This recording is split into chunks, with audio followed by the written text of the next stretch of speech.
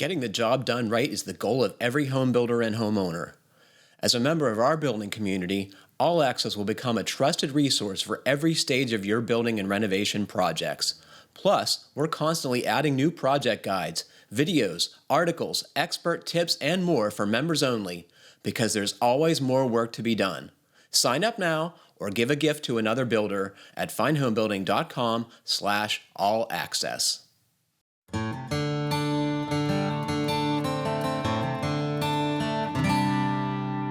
Don't try and push them off the roof onto the roof sheathing, because I've seen that in a YouTube video, and that's pretty fun. I've seen that. Yeah, we started just dumping them. We just started dumping them down in, and then they went into the basement, and then we realized, wait, now we got to carry them out of the basement.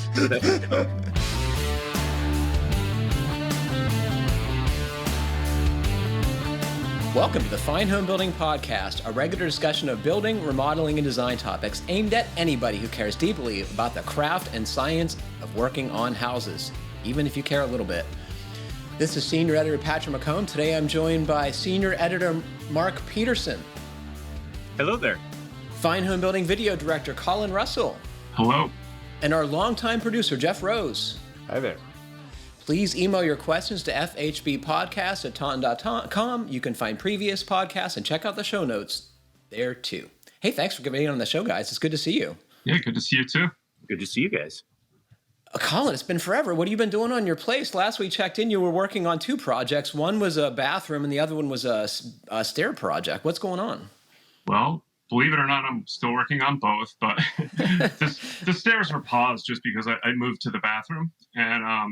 And where I'm at is I plumbed and leveled every surface in the room, every wall, ceiling, You floor. actually cut like furring to match the taper of your out of square walls. Is that right? I did. Yes. That's a project. Yeah, it's very slow going, It is. But it's funny how even as you're essentially making the room smaller, it's feeling bigger because all of a sudden things are lining up. I mean, my ceiling, the short way is about 5 feet across, and I think that was 2.5 inches out. So you can imagine when you walk into a room and you just see that, it's just like, it's like an old Batman episode from the 60s. Right. Bathrooms are tough. Bathrooms are fun because you get to do all sorts of different things on one project, but they can be a little frustrating because you think, geez, it's such a small room. Why is this taking so long? Yeah. It's just everything needs to go into it, Yeah, but what I've really found interesting is I'm really able to incorporate all the things that I learn on the job. Like I had done a lot of construction before I came to Fine Homebuilding, right? And now I'm a media guy, and I just think of all the things I did wrong. So here's my chance to actually waterproof the bathroom before I tile, because tile's not my waterproofing. Right. Yeah. And, it's amazing how misunderstood that still is, right? I see bad bathrooms done daily on my Facebook feed. So as much as it's hard to live in a house under construction, when you're busy with your job, but to do things right and to reflect back on our authors, recently I was on a job with Tyler Grace and he was finishing a bathroom, and it was a simple design, but just the perfection of his execution just makes you want to come back and just do it right. And something you mentioned, Patrick, right now when you go to tile, the tile's going to look good. Yeah. And, that takes forever to cut tile individually to match a slope, right? Now you're just going to be able to gang cut them and go to work. Yeah. Tiling an uneven, out of whack wall is no fun. And the thing is, the one room in the house where people are going to notice if the tile's a little wonky or if the finish isn't great is the bathroom. Right, because everything's on such a small scale. If you have an inch discrepancy over 12 or 14 feet, who can tell? But in a bathroom, if you have, 2.5 inches, Colin?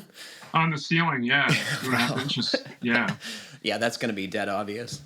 What about your staircase? So what I noticed about that this morning in the photo you showed us all was that it is the most simple, unfussy design, and I really like that. What made you go that way?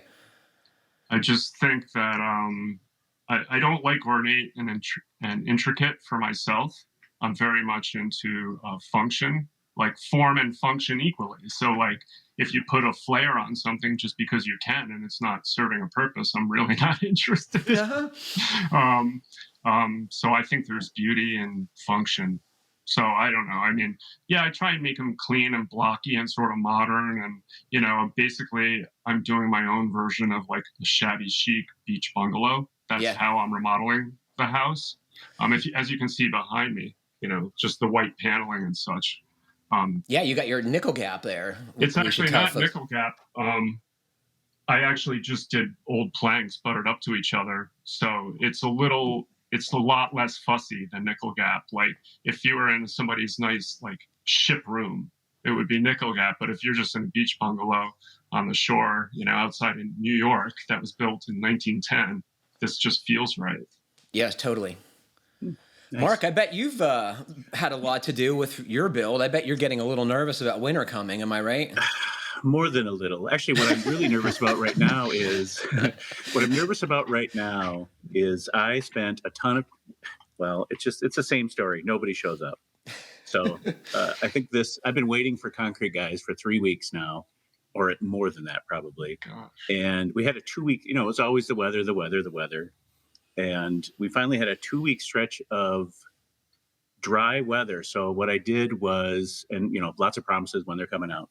So what I did was I put all the foam down on the floor for the main house, and I put in all the rebar, and I just really paid attention to detail, wrapped all the plumbing openings and spray foamed the exterior, you know, kind of shoulder where the slab goes, meets the kind of stem wall.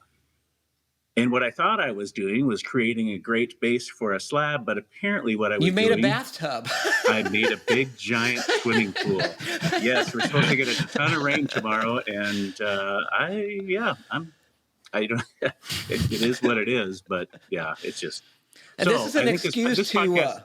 This podcast is going to run in about 2 weeks, so I'm just making a call out right now to any of our audience. If you want to come over and pour my slab for me, she's ready to go. Maybe a little soggy, but my guess is it still won't be poured by then. This is going to be your golden opportunity to buy a trash pump is what I see in your future, and it's going to be super fun to play with that. You know what? I just played with one of those a little while ago, and those are super fun. I love trash pumps. Yeah, it's just like a little kid, you know, when you're making puddles on the street or in the dirt, you know, kind of diverting the water where you want it. It's it brings you back to childhood. Oh, absolutely. So, well, you know what? Yeah, maybe I did order my trusses on my house, and that was a learning experience. And I was talking to Mike Gerton about it, and he suggested, and I think it's a great idea, about a story on ordering trusses, because there really is a lot to it, and it helps. Options are limitless. And you know, in Minnesota, the way it worked was we would just typically, the lumber yards would just handle it for us. You know, our sales rep would come out and look at the plans, or we'd sit down and look at the plans, and they would deal with it. Down here, it's pretty common for the builders to bypass the lumber, and you know, they save probably 15-20%, and so they'll bypass the lumber yards and work directly with the truss companies. That's fairly common down here, and I've never really done it, so it was a learning experience, because it's one of those you don't even know what you don't know type things. And there's certain, and not having an engineer on the other side to know what to ask, you know, not to make assumption is really important. So working with that other person is key, that they're asking the right questions, or it coming out and measuring. They came out and measured. It was actually a fun experience, but a little. So what'd you scary. get? So you got a normal Howell truss. Did you get an energy heel so you can put tons of insulation in there? Yeah, I did the energy hills. I mean, this little compound I'm building is basically 3 rectangles. It's a rectangle for the house, rectangle for the garage, and like a 900 square foot rectangle for the mother-in-law suite. It was supposed to all be on slab, but because of flood reasons, we had to bump it all up, which meant there was space under the mother-in-law suite. So it got a little wonky, because it'll never be living space, but it's great storage space because it's like 6 feet tall. So for hers, the regular trusses are pretty standard, but you know, you got to think about the chases, the utility chases, but hers are different because I needed to have the trusses sit, because it kind of messed the roof line because now I have floor trusses in hers. So it bumped everything up. So I could have hung the trusses way down low, but then it was just to this point where then you'd be bonking your head on them. So I split the difference. And so half the trusses hang below the block and half above. And then I'm knocking her walls down from 9 feet to 8 feet. So it adjusts for the roof line. So you're going to have a step within that 900 square foot living space. Is that what I understand? It'll be a step up into it. Yeah. Like a 1 foot. Yeah. So, well, she'll have 2 steps from the garage, but yeah, 1 foot from the stoop. So yeah, it just engineering that because they're resting on top of the block, but half of them are, half of it hangs down under the block. So yeah, it was different, but it was, and then of course, nothing's square. I mean, it's not, I've seen worse, but you got to figure, that's another thing, they measured, the house is square, but her place is off like an inch, in 20 feet or 28 feet, I think. So then it's like, how do you, like I said, I've had worse, but you do got to figure out how you're going to make that up. To fudge that, yeah. Yeah. So, but yeah, there's stuff going on. So it seems a little premature to be ordering trusses when you still haven't got your slabs poured. Are you worried about them sitting around? What's the lead time? No, they're still 4 weeks out. Okay. When I ordered them, they were 5 weeks out. So, no, I don't. Well, now that you say that, who knows? There might be sitting for 5 weeks. I don't know. Jeff, is your deck done? Have you been working on the railings? Nope, that's just completely on pause right now. So, enjoyably, or are you feeling anxious about it? No, I'm fine with leaving the railings off for the winter. Okay, well, just don't let any toddlers out there, please. Yeah. Yeah, actually, I was on a week-long snow down there and let them jump off into the pile. They'll love it. Except it's like, what, 14 feet up, Jeff? Yeah, 10, 12, yeah. It's bounce. Need a big snowfall. I was in Stallstown, Pennsylvania on a week-long photo shoot this past week, photographing Andy Grace build his world headquarters, a 40 by 60, roughly speaking, post-frame building. And when I got there on Monday, he had his brackets cast into the concrete piers that serves as the foundation. And by the time I left on Friday afternoon, the entire building was framed. It was pretty darn impressive to watch. And these guys don't do this every day. They were not working as fast as someone who does this all the time. But boy, it is a quick way to build a lot of cubic footage inexpensively. What kind of equipment were they using to set the poles?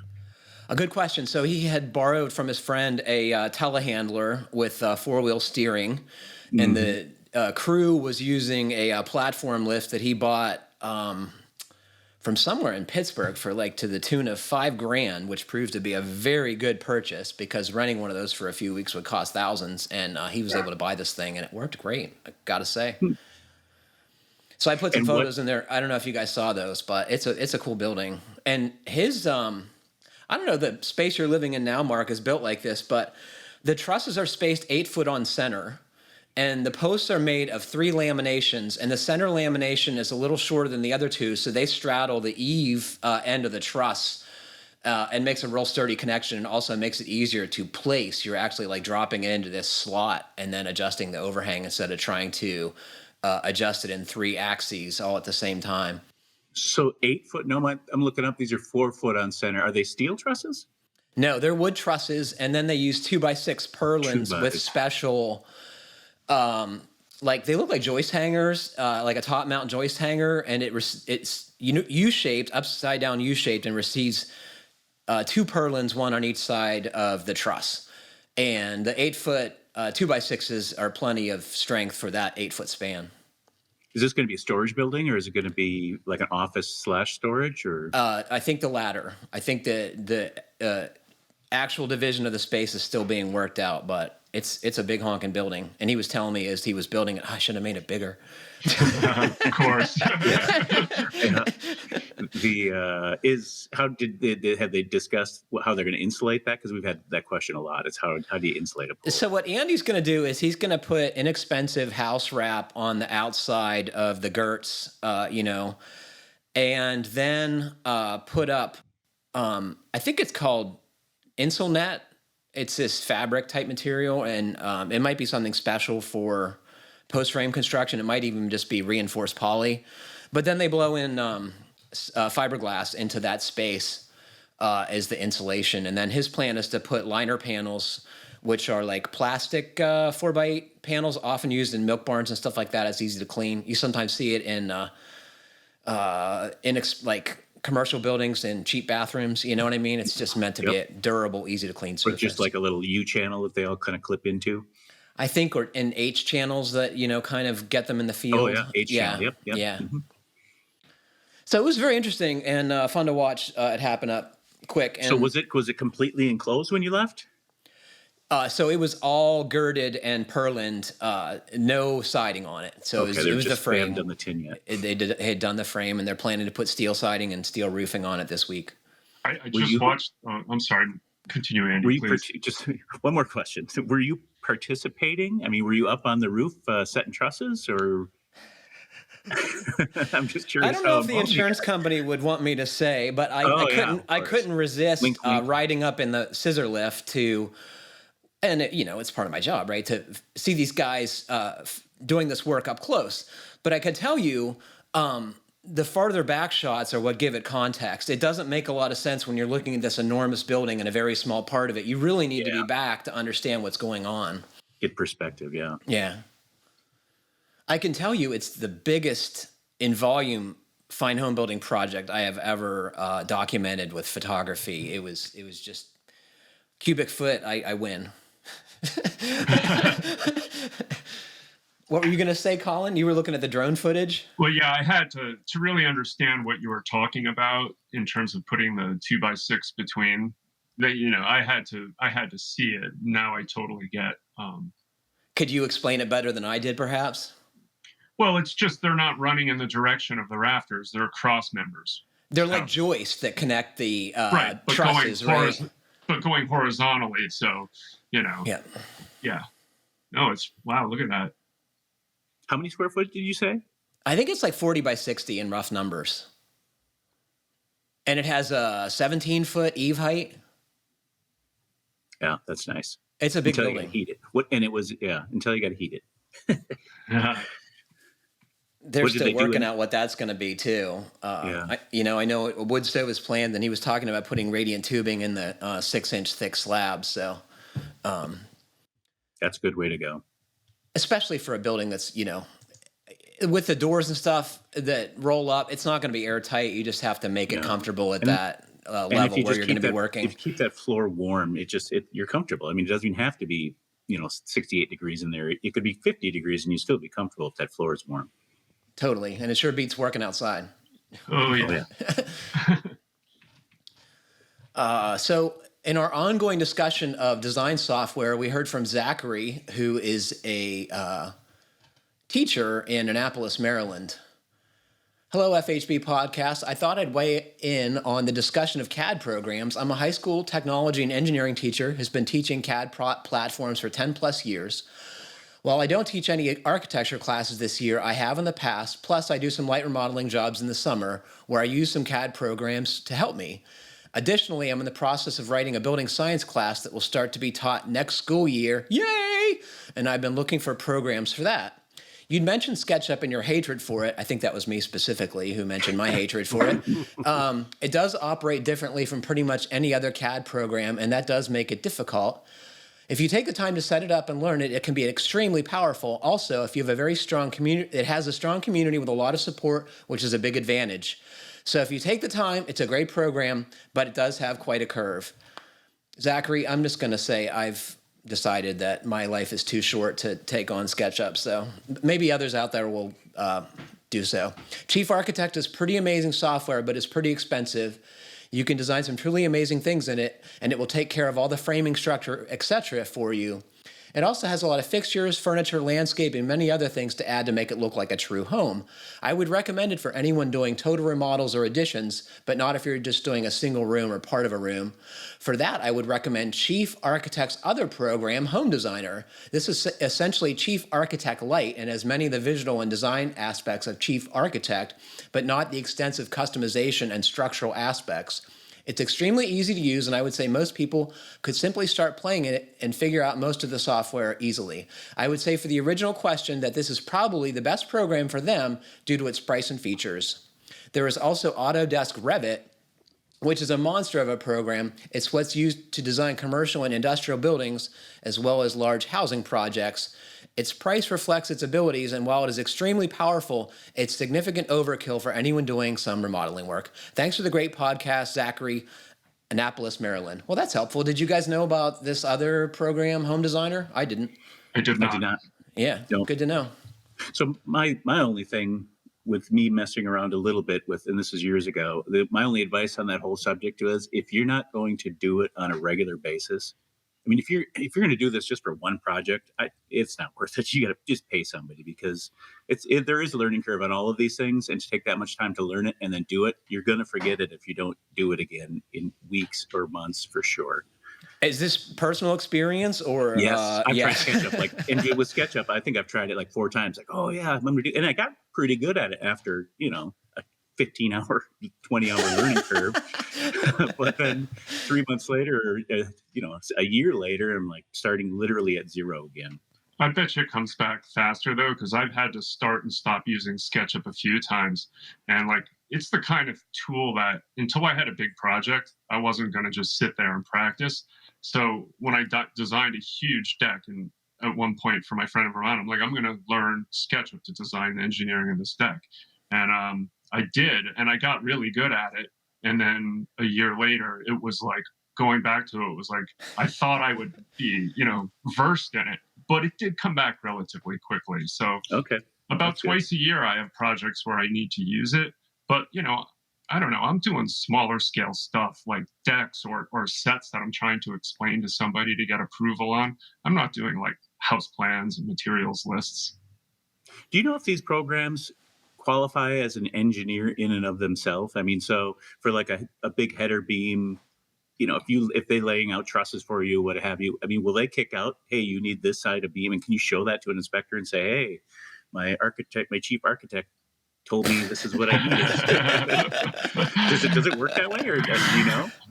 I don't know. I doubt it. I mean, doubt it. Yeah. It's the professional is always required, right? Like somebody wants a brain figuring it out, not some software company. You're nodding your head, Jeff. They want a stamp on it, so they have somebody to blame. Yeah, you need someone to blame. And architect doesn't want to get blamed for everybody. Is like, and actually, I mean, hiring an engineer. I don't know if you guys ever had to do it. I've had to do it a few times. You know what? It's really not that. It's quick. No. And actually, one of our lumber yards that we worked with, they had that. That was a free service that they just offered. I think that's pretty common, especially for truss joist dealers. They have very sophisticated software that help you use their stuff, and it's good business, right? Because you're going to sell the I-joist, you're going to sell the LVL, you're going to sell the PSL, Cool. You're going to sell the connectors. Sell the $900 LVL that I have to buy for my house. What is that? Wow, that's a big one. It is a big one. Yeah, and so is the price when I saw it. What's the dimensions on it? It's like 18. I think it spans about 18, 16, 18, something like that. Huh. What about a post? Have you heard of a post? Yeah, it's right in the middle of I'm going for the open floor plan, and unfortunately, one of the drawbacks in my plans was there's a workout room right above the kitchen, which it's a long story how I got there, but it might tell you the best. We'll see how it goes. So I needed a little deflection up there. Yeah, for your, universal equipment, right? You can't have that falling through the floor. No. Or rocking the chandelier off its mounting.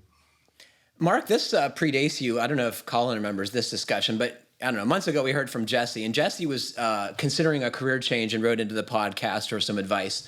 And he has an update. Dear FHB crew, I wrote to you last year seeking advice on how I might find a career that was more fulfilling while still using my hard-earned skills. You read and discussed my email on episode 265. Well, it's been a heck of a year, and I thought I'd check in and catch you up on that journey. I'm not sure this is worth reading on air, but maybe someone will be encouraged by my story. At least I hope the podcast crew will appreciate an update. I'll try to make it short, but I apologize in advance, as I'm sure it won't be. First, I'd like to tell you how much all of your responses meant to me. I had a listening party with some close friends the day after it went live, and I still reference your thoughts to this day and consider episode 265 to be a turning point in my life. Thanks to Kylie, Rob, and Jeff, and Patrick for their great advice and kind encouragement. After 265 aired, I started researching architecture school and thought for a hot minute that that was what I was going to do. But as I am already a 2-time college dropout and after consuming countless hours of YouTube videos from architecture students suffering through their studies, I ultimately decided against it and have never looked back. I put my head down and focused on my remodeling job, trying my hardest to push through my discontent until something better presented itself. By spring, my mental health had reached an all-time low, and I quit my job and moved to Missouri with my mom to get my feet under me again. While I was researching life paths and studying philosophy to distract myself from boredom, I started doing handyman work through an app called TaskRabbit, and it wasn't long before I realized that it was right where I belonged. I have never felt more fulfilled with my work than while bouncing around town, meeting a plethora of interesting folk and solving a myriad of problems 2 hours at a time. And the app has been a great resource for me to get back to work with minimal stress and no boss. It's also allowed me to travel for weeks at a time and continue receiving weekly income by changing my location in the app. I could honestly go on for days about how cool it is to have the ability to live the digital nomad lifestyle with blue-collar skills, but I digress. On with the story. Another potential life path I've been considering is host a burgeoning YouTube channel because it's that easy, right? So I bought an old camera off eBay and went on a walk to learn how the thing works. I quickly fell in love with photography, and now, 5,000 photographs later, I have not made a single video with it. I'm guessing most of you have some appreciation for photojournalism, and now I do as well. I'm having a blast trying to capture life's seemingly mundane moments in an interesting way. Kylie made a comment on my writing ability, which really warmed my heart, and after a couple friends told me the same thing, I began to take it seriously. I've been putting some effort into learning how to tell compelling stories, and I have an idea for a project using written word and photographs to explore the relationships between humans and the structures we inhabit. I just need to work on my follow-through, and you may be getting another update from me around this time next year. Finally, I'm writing to tell you I'm planning to move back home in Minnesota in December, which is a terrible idea, I know, where I have a growing list of clients waiting for me and a friend helping me put together a functional system to keep my handyman business organized. I'm excited for this next chapter. I just hope it's not as stressful as the last 2 years have been for many of us. Again, thank you for all the resources you've offered, not only to myself and my fellow tradespeople, but also those who hire us and all the weekend warriors trying to save some cash. Warm regards, Jesse. P.S. I've included a handful of my favorite photos along with a moody, abstract self-portrait so you can put a face to the name. Cheers. What'd you guys think? I like his pictures. You're a life-changing podcast.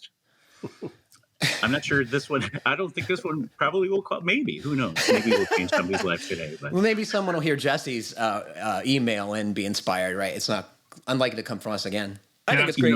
Yeah. Something I could really relate to, though, is like that handyman problems 2 hours at a time thing.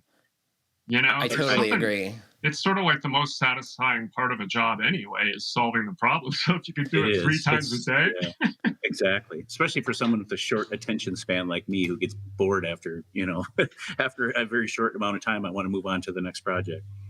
Yeah. And the camera thing, I can relate to that because I'm learning, at the other magazine I worked for, we had a photographer and a set builder. Well, yeah, set builder and a camera assistant and an art director. And now I'm all of those things. So I'm learning, before, I could shoot photos with a camera, but now I'm into the whole ISO settings and aperture this and, mood light or model lighting that. And yeah, it's actually kind of fun, but it's not as simple as I thought it might be. It's a craft. It's a craft. Yeah, I love it. really I get is. more satisfaction from my photos in Fine Homebuilding than many other aspects of my work. It's very gratifying. It's art. It's craft. Yeah. Agreed. This is Daniel. Hey, FHB podcast, catching up and just listens to 396. I can't take it, so I'm typing on my phone. Instead of worrying about gray water, let's get going and collect rainwater. Freezing climates still have to worry about freezing, but here in Chicagoland, I can get about 10,000 gallons of water off my 20 by 20 shed a year. Collecting rainwater reduces the impact of flash floods through the whole storm water collection system, reduces stream temperatures for sensitive aquatic life, and can be treated to be potable if desired. Personally, I think this should be a requirement based on lot size. While I'm on my water soapbox, sprinkler systems and lawn watering should be illegal or at least pay double the regular rate. Just my 2 cents. Thanks for a good podcast. I really enjoy hearing all of you folks. Daniel. So we were talking about gray water recycling, Colin, as you might have guessed, and someone pointed out we haven't even talked about rainwater recycling, which is something that Fine Homebuilding staffers have been talking about in years past, right? Well, certainly. I've seen that on many a project, especially when we were doing the houses issue back in the day. Yeah, and in the climate I'm in now, I think I am toying with the idea of recapturing it. But and the thing is, though, are sprinkler systems super common in your guys' area, in Connecticut area? It depends on what kind of income level we're talking about. On the high end, absolutely. And sometimes you see them going when it's raining out, which is kind of funny. Right. But yeah, Minnesota, that is too. But because you guys get a lot more rain than Minnesota, so I was just curious how big of a deal that was up there. But nobody wants brown lawn here. No, and it rains enough here where at least this summer it did, where I considered it. But I do agree that using city water when I was younger, I just thought, well, you learned in science that it's a closed system and the water is going to go, it's not going to leave the planet, or if it does after a billion years or so, but it doesn't disappear. It just goes somewhere else. The problem is it goes somewhere where it doesn't help anybody a lot of times. Right.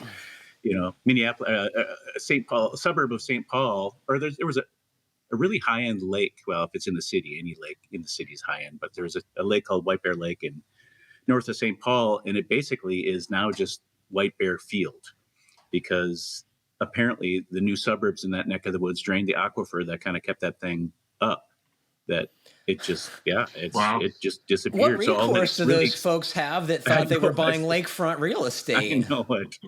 I know, that's incredible. So, I mean, we do have the ability to use up the water, and putting it on your grass, at least treated water seems kind of strange. So what's the cost impact though? I mean, because we always talk about we're building these high performance houses, and a lot of people are like, how can I afford to do that? So now if I have to catch my own rainwater, what am I looking at? A 10,000 gallon tank buried in the ground? Are rodents going to get in it? Like what does it really mean? Not that it's a bad idea. Maybe it's what we should be doing, but there's probably a reason this isn't very common. There are definitely costs associated with this, right? And, storing thousands of gallons of water is subject to it getting algae ridden or disgusting in many other ways, and animals falling in it, right? Yeah.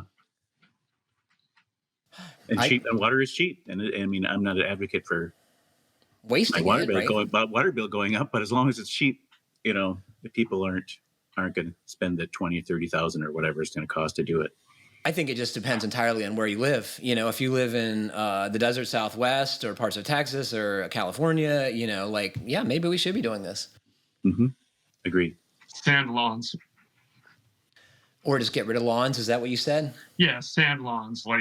Grass is a problem. Grass is a problem. But it's so fun to mow, though.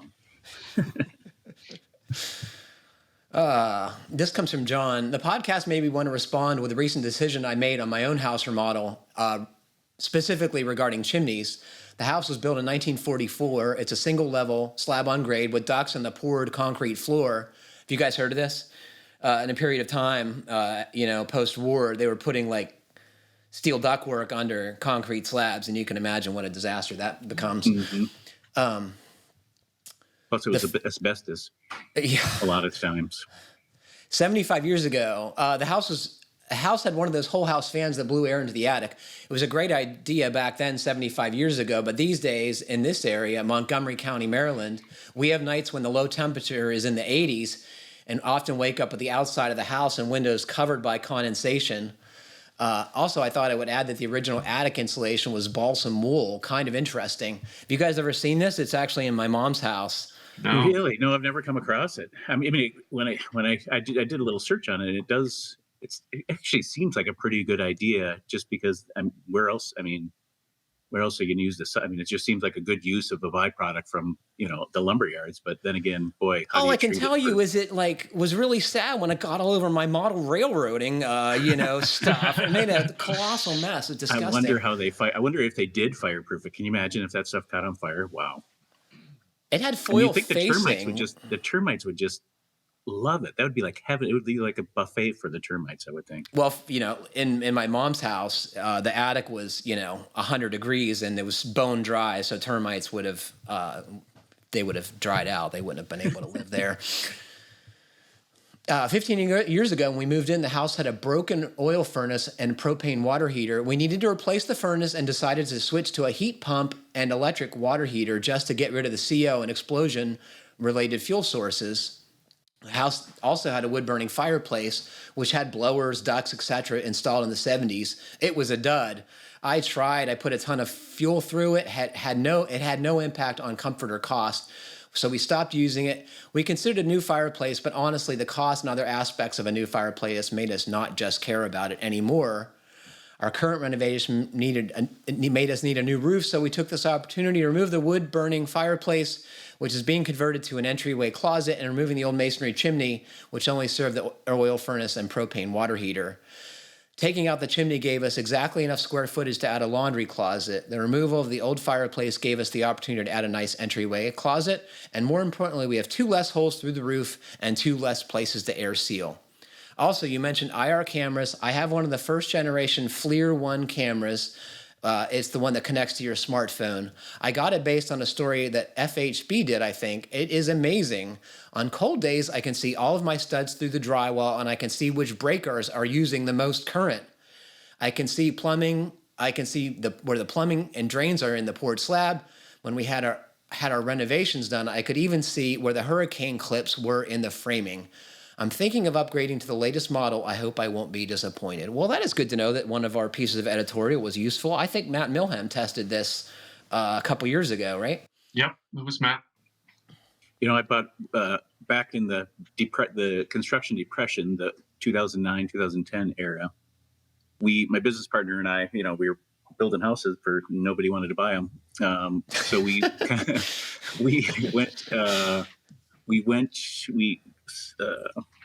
tried to get in with homeowners associations and property management companies to, fix repairs or whatever, and then potentially land bigger, repairs or renovations. And so we bought one of these FLIR cameras. I suppose, it was 12 years ago, I suppose. And that thing was like $3,000. Yeah. It was really expensive. Yeah. And I think the same one you can buy, which is probably better, costs, hundreds. 400 or 500 maybe. I think but they are handy. I still use it. I use it for all sorts of things. This FLIR 1 that Zack wrote about, it was only like $200, which is phenomenal. Yeah, because it works with your. The screen is your phone, right? Yeah. I think the newest generation has this screen on it, and they might call it the FLIR 1 Pro or some other. There's a different model number, but it has its own screen. Yeah, I just noticed they released another one that has the moisture meter combo, which is kind of like with the pins. I think it was a pin and a scanning moisture meter with the infrared. That'd be slick. They're also good in case the UAP flies by, then you can capture them. What? I don't know what unidentified aerial phenomena. I think they catch on the FLIR cameras. Like no one gets it on video, but we got it on FLIR. Like incomprehensible. You can see the little gray aliens through the crack. They're fun. I'd go to these meetings with these people, and I'd bring that camera and hand it around, and it was pretty hilarious. It was like the little kids playing with the toy. Oh, sure. Yeah, I think it's super cool technology. I didn't realize that the cheap ones were so sensitive as to see like individual framing members and even, metal connectors. That's pretty cool. Yeah. Yeah. Have you ever, who is this? Who just wrote this last one? He tore down a chimney. Have you ever torn down a chimney before? Many. No, I've never done it. It's surprisingly gratifying. It's really not I've only done it once, and maybe just because I was dreading it so much, I thought it was going to be horrible. It actually went really fast. It comes apart right in your hands, right? It's just like it pulls right apart. That's what's surprising to me. It was amazingly fast. Yeah. Don't try and push them off the roof onto the roof sheathing. Because I've seen that in a YouTube video, and that's pretty fun. I've seen that. Yeah, we started just dumping them. We just started dumping them down in, and then they went into the basement, and then we realized, wait, now we got to carry them out of the basement. I find that if you try to do that, it clogs up way before you get enough of it down. Yeah. And then you're doing it. Then you're removing it twice, right? Right. This comes from another Zack. Hey, Fine Homebuilding podcast. I'm a builder. Let's see. So John wrote in about the chimney and the IR camera. And this is Zack. Zack's question is, I'm a builder in a little talked about area known as the Pacific Northwest, the land of vented roofs and crawl spaces. I've heard it called many things, but not that one. That's a good one. Despite the little coverage my region gets on the podcast, I'm still a religious listener of all FHB podcasts. The question I have regards metal roofs and what's called oil canning, which I believe is when the texture below a metal roof becomes visible over time through the finished roof. The house my company is building is getting a standing seam metal roof. The roofers recently installed a peel and stick ice shield underlayment. We had a lot of rain lately and obviously had issues with adhesion. My concern is there are a lot of ripples in the underlayment and the fact that over time they'll become visible through the finished roof. Is this a valid concern, or is it possible once we get warmer weather, the ripples will flatten out under the metal roof and not be an issue? Please share your thoughts on this. Unfortunately, that's all the questions I have at this time. Thanks so much for your podcast. I look forward to it every week. Keep up the good work. Zach from Bellingham, Washington. So my understanding with oil canning is that it's more the center of the panel rising up like the shape of an oil can, owing to changes in temperature and roof and wood movement, right? Oil canning is just any distortion really in the metal. It's not laying flat, it's rippling, and it can be caused by, if your surface if you try to put steel on a uneven roof, and it's gonna oil can, and the wider the flat area of the roof, the more it's going to do it. In this case, this is going to appear in Ask the Experts department, and I actually called a steel roof manufacturer and asked them if the underlayment was an issue, and he said no, it's not going to be an issue. So he mentions the other things that cause it more often is, and to be honest, sometimes I've talked to an architect about this problem. They had it shipped out and it was just a bad batch. Their equipment was out of spec or whatever, out of whack, and it was just coming out a little wrinkly, and they had to send the whole thing back. And they didn't notice it, of course, until it was like halfway, or a bunch of it was on, and then the sunshine on it, and it was just terrible. So and the darker colors too are more prone to it, not only just because they absorb the heat and get hotter, but the darker colors you can just see, you can see everything. Imperfections. Yeah. What were you saying, Colin? Sorry. Oh no, I guess I'm sort of surprised that the metal roofing company was dismissive of the wrinkling. Like, not that I think it's going to transfer through, but why is it there? And don't you want to make sure it's adhered properly with the right overlap? And it's just that underlayment is installed correctly, regardless if it's going to transfer through or not. Yeah. No, I actually was kind of surprised that he just flatly said, and this is a small sample size, I only called one company, but he said even their thinner metal, it shouldn't be a problem, which I think is like a 0.29 or something like that. So he just right away said, no, won't be a problem. So I'm going to be more on the fence here. I think oil canning is often controlled with intermediate ribs. If you have standing seam panels, right, you can have completely flat or you can have lower ribs that help control oil canning. What it does is give the panel a way to expand and contract without telegraphing the, irregularities of oil canning that can sometimes show up. And I don't know. I would call the underlayment manufacturer and show them the picture that you sent and say, is this going to be a problem? Is this going to telegraph through my metal? I think that's the right person to ask, honestly. And to be honest, yeah. Yep, that's actually because you want to, and if it does happen, well, it's best just to fix it. But if it, that stuff was a peel and stick, so fixing that might, who knows how that's another Ask the Experts question, right. Isn't it? Yeah, are you good at? It's almost one of those things where you might be able to make it worse, but not better. Well, it sounds like I wonder if it's stuck. I've like literally put peel and stick. It was on a horizontal surface, flat surface. And I put it up there, I rolled it, and I turned around to go do something, and I hear like the whole thing. Like it's just in a pile on the ground. Sometimes sometimes it just doesn't and then you stick. can't use it again because the one thing they do stick to is itself. Right. Jinx. Yeah, I don't know, Zach. I think you're asking the wrong people. I think you got to call that underlayment manufacturer first and see what they say about the application of it. Or I mean, honestly, the main thing is you don't want oil canning. So maybe call the manufacturer of whoever's supplying the metal and just show them a picture of it and say, "Are you going to guarantee that this isn't going to hurt it?" I mean, because if they're going to guarantee it, then you're fine. They're not. They're not going to guarantee anything, right? It's no, they're not. You're right. Forget that idea. That's a terrible idea. No, it's not a terrible idea. I mean, if you ask the manufacturer to guarantee anything, no, you're right. Hey, Patrick, what I was just thinking? His comment at the top about the Pacific Northwest, right? Like, aren't we going there? Isn't Pro Talk going to Portland in January? I don't know if we're allowed to talk to that yet about that yet, Colin. But since you spilled the beans, we're going to have Pro Talk live in Seattle. So Nick, you better be there. And we've had the Eulers on a number of times. That's their territory, right? I'm working on a Portland-based story right now. Josh Salinger, right? He'll be speaking. Yeah. We have a pretty big presence in the Pacific Northwest, actually, I would say, based on our subscriber numbers. Now, the Southwest, that's a different story.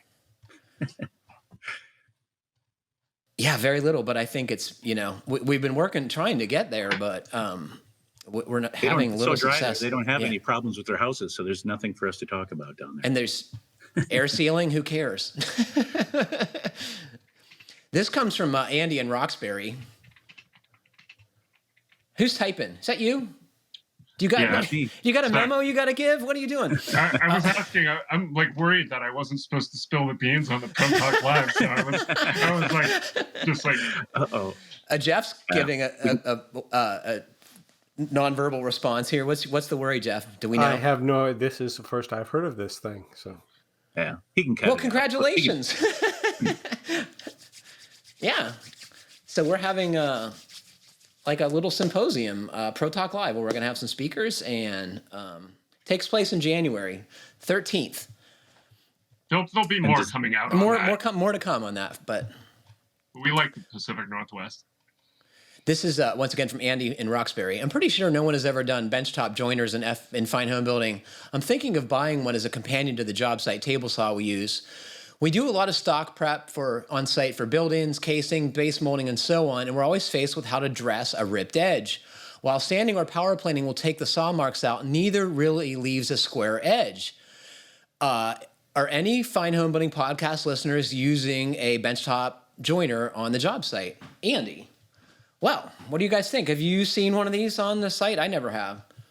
I never have. I don't have a jointer precisely because it's this big machine. Like, where's it going to go? And I'm a site built guy. My on-site cabinetry is on-site cabinetry. This could be a really handy tool. I'd be very interested. And it's way lighter than a planer, right? Am I right? Well, I'm assuming I could move it around. Otherwise, I'm definitely not interested. Yeah, I'm the worst person to ask. For the life of me, and I've got a big, giant, almost pro grade joiner, and I cannot use that thing to save my life.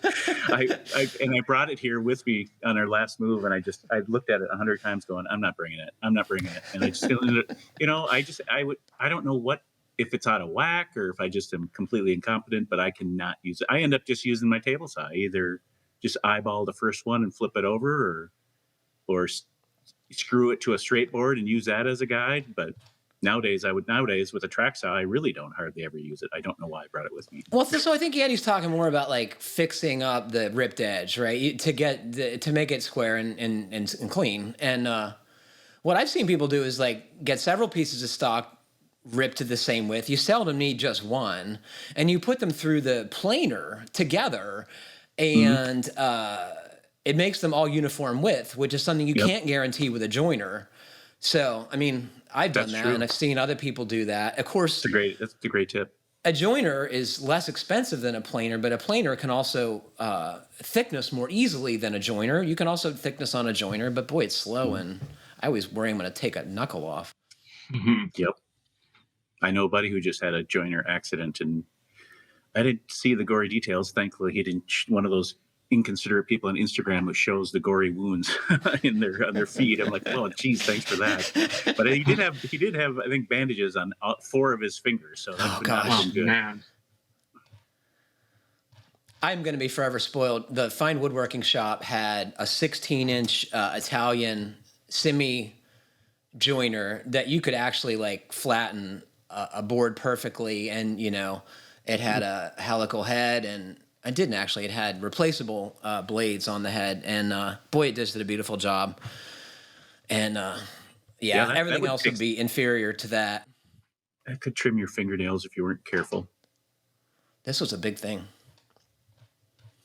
I don't know if that's helpful, Andy, but I would think about getting the planer first. But if you already have one of that, a joiner might make your work faster and more enjoyable. So hopefully someone who's listening who has one and uses it on the job site will write in and tell us why they like it and what they bought.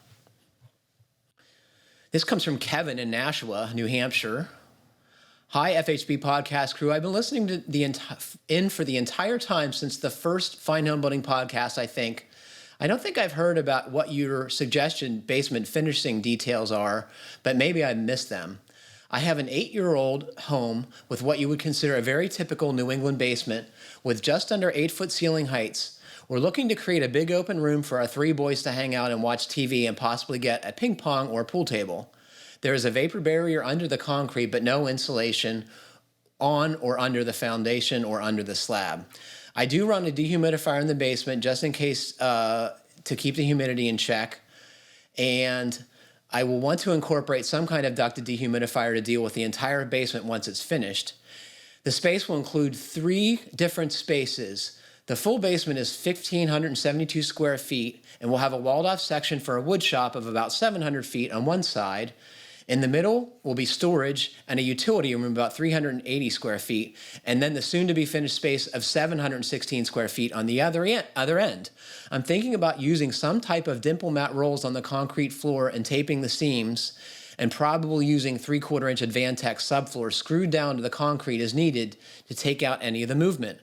I'll use 2-inch foam board on the exterior walls directly on the concrete, along with taping the seams and taping the foam to the dimple mat on the floor. Then framing up the walls conventionally on top of the Advantech with some Roxul or fiberglass bats in the walls. Finishing with drywall, carpet, and probably a mix of drywall and suspended tile on the ceiling. It will have its own zone on a forced air HVAC system. I'm wanting to try to include some type of ducted dehumidifier / HRV, which I can't seem to find much info on. I need to be able to include a shop and storage area with this to help keep down any moisture off the shop tools as well. If you guys have any specific suggestions, I'd be happy to hear them, as I really want to build the best I can. I'll be doing most of the work myself as I have some free time from my home inspection business, as the market here is crazy and most people are still foregoing inspections to get their home offers accepted.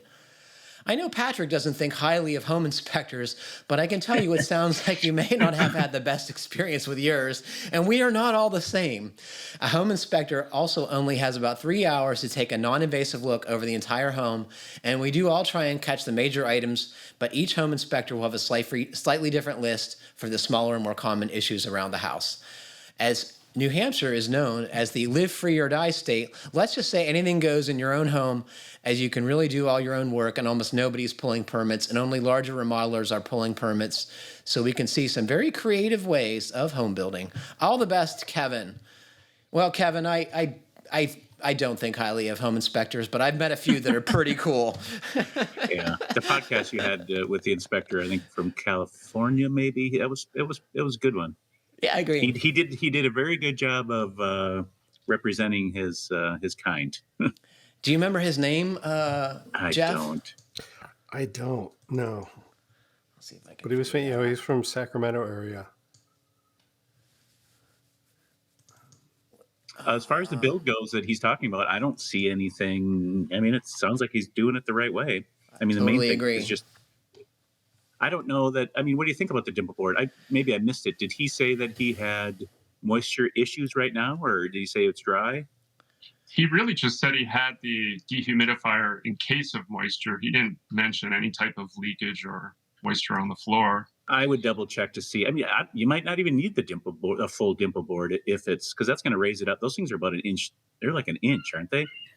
Well, so they're just the plastic products, which I think are like 3/8 or a half an inch, and sometimes they're mounted to an OSB substrate, which I think is the product you'll find at the home center called Dry Core. Yeah. And I'm sure there are others, but then when you add the Advantech and then add the flooring, I mean, you're coming up.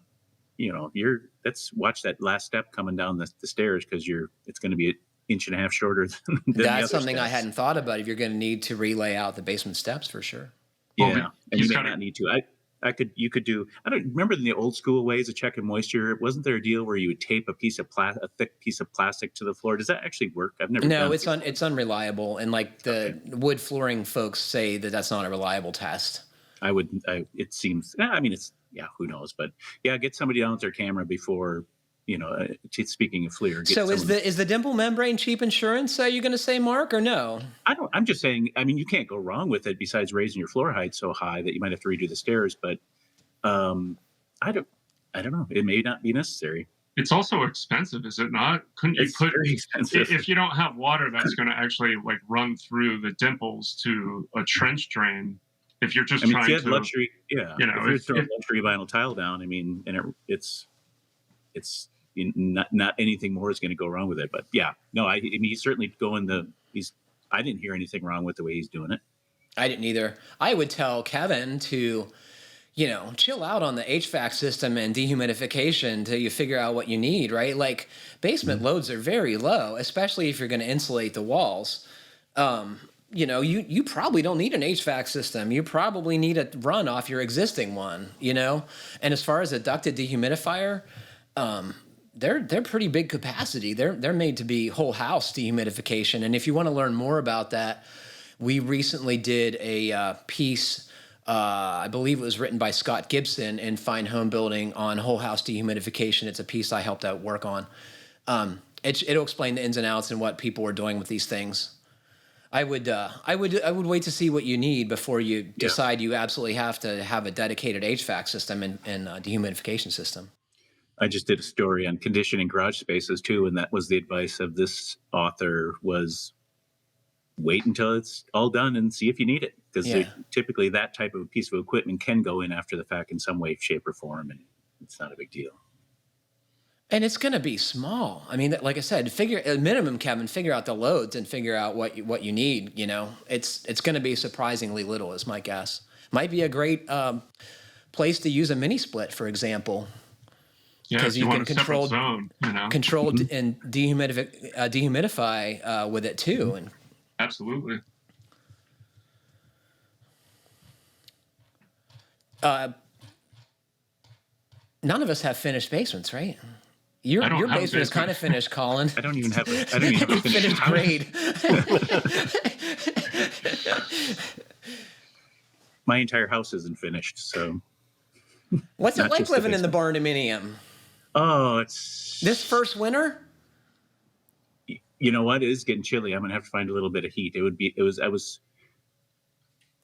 in, the BTUs on this unit behind me is, I think it's 20 or 18,000, and it kept it really nice and cool in the hot summer days. So I thought, but it's a little small for heating it up when it gets down below 30. So I'm gonna have to figure out some extra little warmth source.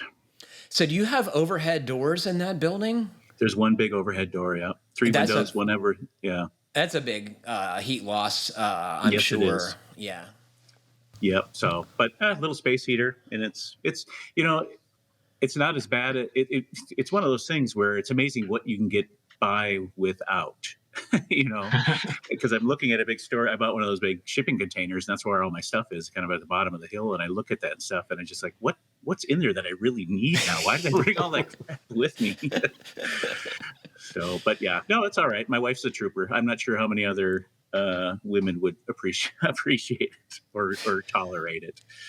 Does she work during the day? Is she there all the time?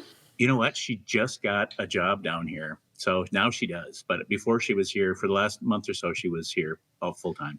Did you quit answering the door fearing that someone's going to serve you papers during the day? Did you just like quit answering the bell? As far as serve me papers. For divorce? Yeah. I am now I am. Now that you've said that. Ding dong. Yeah. Well, I got a sign on my door. I got a sign on my door that says "Don't knock until after 11." So at least I got a little. Oh no, it's after 11. Never mind. Colin, how's Patty been with your remodeling?